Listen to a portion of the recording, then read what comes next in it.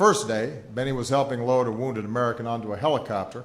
A Vietnamese soldier jumped onto the helo trying to escape the battle and aimed his weapon directly at the wounded soldier ready to shoot. Bennie stepped in, shielded his comrade, placing himself directly in the line of fire, helping to save his wounded comrade. At another point in the battle, Bennie and a few other soldiers were trapped in the mortar pit, covered in shrapnel and smoking debris. Their only exit was blocked by enemy machine gun fire. So Bennie thought fast. He dug a hole out of the pit and snuck out the other side. As another American escaped through that hole, he was shot in the leg. An enemy soldier charged him, hoping to capture a live POW, and Bennie fired, taking out that enemy and pulling his fellow American to safety. By the third day of battle, Bennie and a few others had managed to escape into the jungle. He had cuts and wounds all over his body, but he refused to be evacuated.